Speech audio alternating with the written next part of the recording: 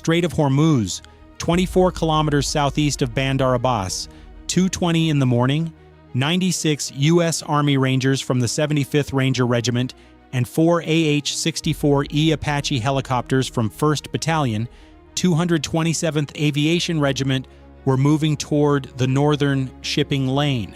In the blockade zone, 318 Iranian forces were defending 12 fast attack boats, 2 missile barges, 4 Noor missile launchers, and 2 radar towers controlling the channel. The shipping lane had 2 hours to reopen before the first tanker convoy turned away. Boats blocked the lane. Missile launchers covered the coast. Radar towers watched the water. Iranian forces believed no small force could break all 4 layers before reinforcements arrived. They did not expect a U.S. Army raid built on darkness, speed, and exact timing. Alpha element was 24 U.S. Army Rangers in 2 assault boats, or they would seize the western radar tower and cut the backup communications line. Bravo element was 24 U.S. Army Rangers in 2 more boats.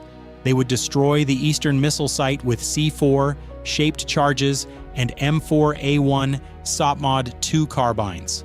Charlie element was 24 U.S. Army Rangers in 2 MH-47G Chinooks. They would land on the command pier after the first strikes and take the control building. Delta element was the 4 Apaches in 2 pairs.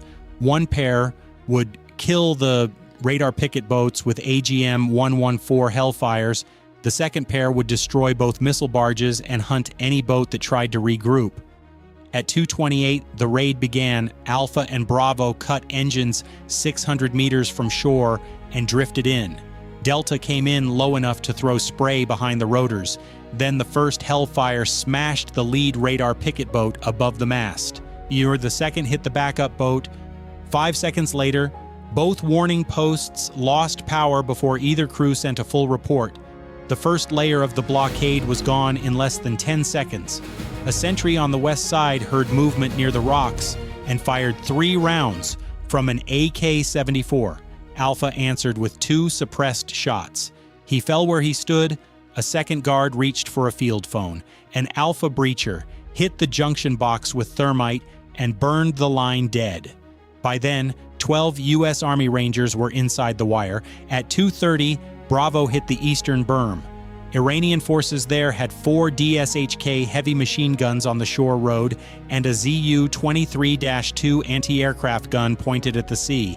A Bravo gunner with an M249 SAW cut down the nearest sandbag post. Another Ranger fired an AT-4 into the ZU-23-2 shield and flipped the gun onto its side.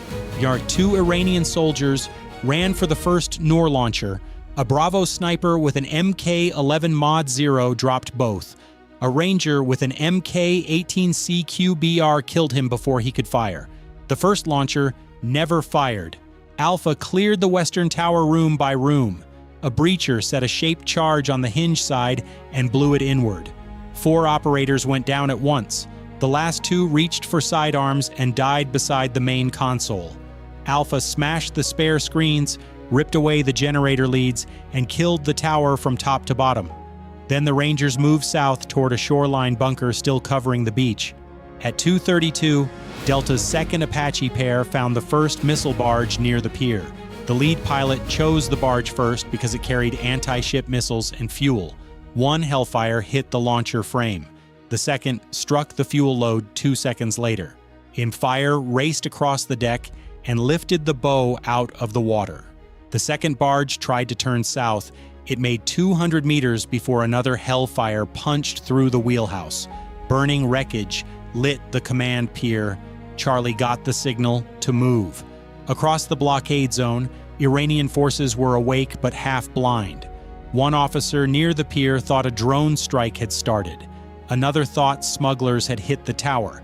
A third finally understood it was a U.S. Army assault and tried to swing a PKM team toward the waterline. Delta saw them first. An Apache laid 30mm fire across the position before the gun settled. At 2:34, Charlie came in low over the channel in 2 MH-47G Chinooks. Iranian forces on the pier opened up with AK-74 rifles, 2 RPG-7 launchers, and a DSHK behind a forklift. The Chinook dropped 12 Rangers on the north side of the pier. The second landed 40 meters inland. A Charlie gunner set an M24OB on the DSHK crew before the weapon could lock in. Another Ranger fired a Carl Gustav M3 into a shed where 7 Iranian troops were stacking rockets. The wall blew out. Charlie split the pier in half and pushed for the command post. The control building sat 90 meters behind the dock with 3 radio rooms and 1 line to Bandar Abbas. Charlie crossed the first yard under fire from 2 windows and a roof slit. A grenadier put a round through the left window. Another Ranger fixed C4 to the side gate and opened a man-sized gap in the fence. The assault stack moved through, reached the outer wall, and set a linear charge on the front door. The blast bent the frame and dropped 3 defenders in the hall. Charlie entered fast and split left and right. At 2:36, Alpha reached the shoreline bunker south of the radar compound. Iranian forces there had 2 DSHK guns and a clear lane down the beach. Their first bursts cut the sand around the lead squad. An Alpha Ranger dragged the MK-48 Mod 0 behind a concrete pipe and fired 40 rounds into the right gun port. A second Ranger crawled left with det cord, fed it through a broken vent, and blew the first firing room apart. The second DSHK swung wild. A javelin missile hit the front wall and ended the bunker. Alpha then turned east to support Charlie at the pier road. By 2:38, Bravo had reached the 2nd and 3rd Noor launchers. The trucks were parked nose out for fast movement with 9 Iranian troops around them. One team moved up a drainage ditch, while the base group pinned the site with M4A1 and M249 fire. The lead breacher slid under the first truck, stuck thermite on the axle housing, and rolled clear. The axle melted. The launcher dropped and could not move. A second breacher hit the control cab with C4. On the third launcher, 2 Iranian soldiers tried to swing the rails toward the sea. One died under 6 rounds. The other ran 12 steps before an MK-11 round hit him in the back.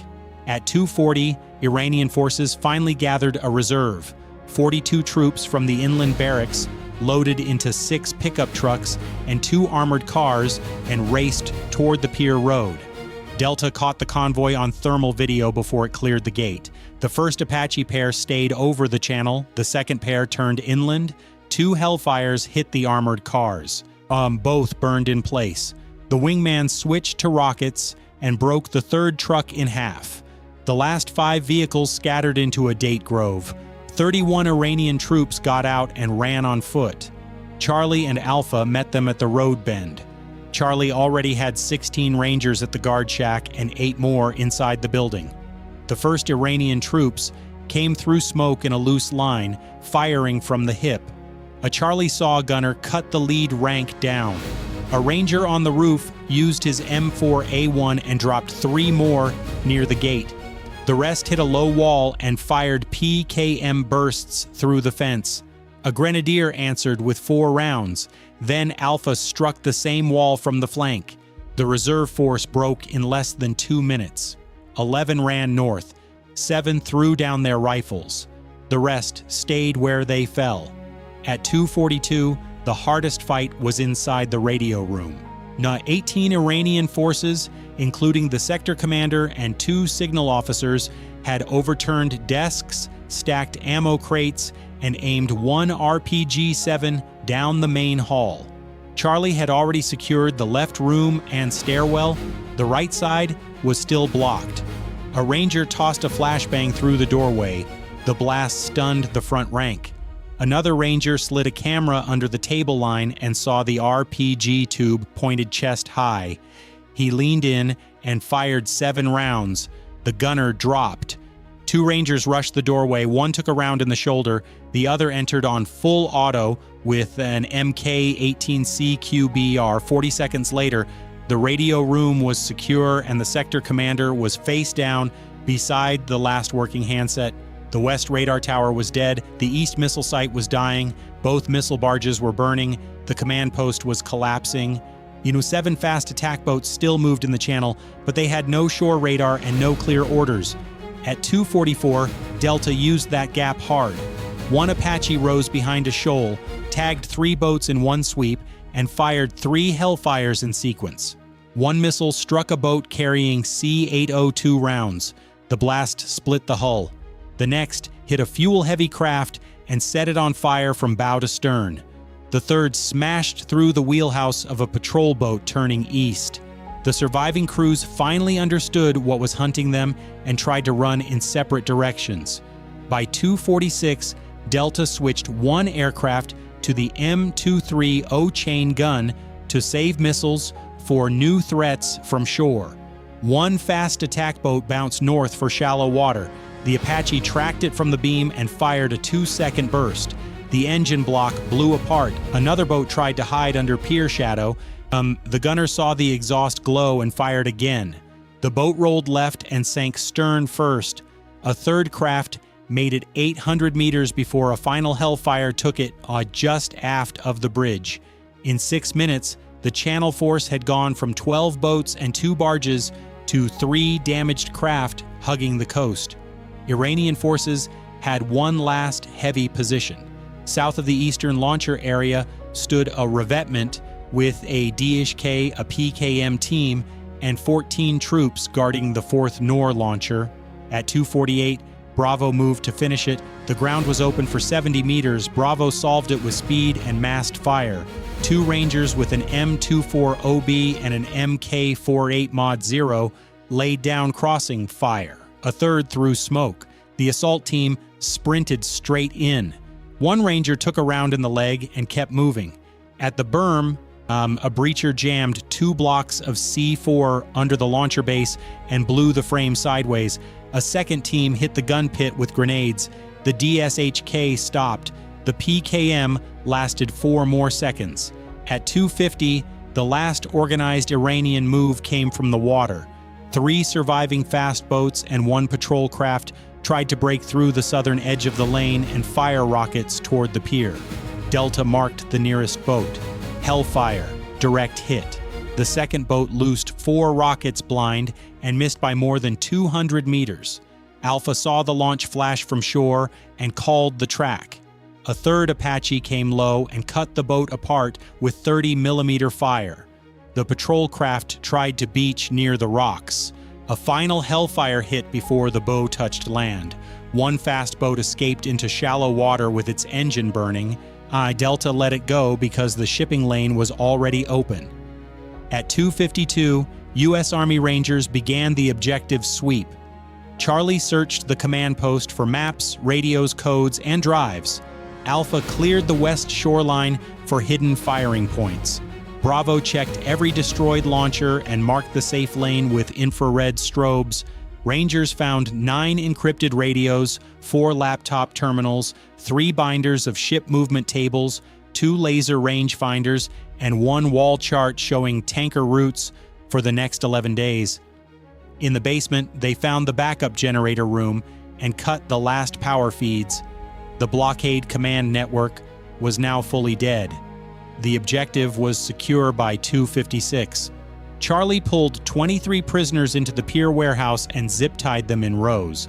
Alpha placed more C4 at the West Tower base after checking for documents. The tower folded onto the shoreline road. Bravo burned through the final missile racks with thermite. Delta circled over open water and watched for reinforcements from Bandar Abbas. None reached the fight in time. Iranian forces at the inland barracks were still sorting broken reports and missing units. Their first clear message to higher command did not leave the area until after 3 o'clock. By then, the northern lane was clear of every working launcher, every missile barge, and every combat boat that had tried to hold it. At 3:04, extraction began. 2 MH-47G Chinooks returned to the pier while 4 assault boats came back to the west and east pickup points. Charlie loaded captured drives, radio gear, and 7 wounded Iranian prisoners first. Alpha carried 2 wounded Rangers to the western boats.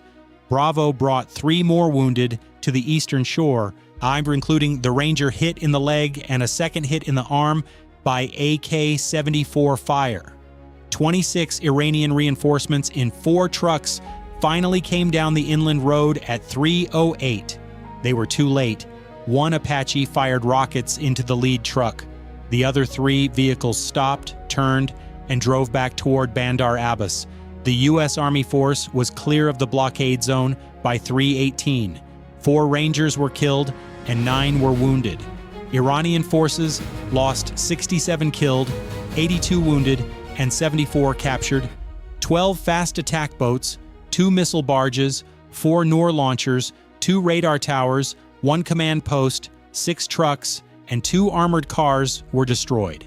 The direct equipment loss was estimated at $143 million. The channel reopened in 58 minutes. The first tanker convoy received the all clear before 4 o'clock in the morning. Iran believed the northern Hormuz channel could be locked down by boats, missiles, radar, and fear. What happened was faster and simpler. 96 U.S. Army Rangers and 4 Apache crews broke the whole system apart before dawn. Iranian forces had radar towers, launchers, fast boats, and the narrowest choke point in global shipping. What they did not have was 96 U.S. Army Rangers willing to take it away tonight.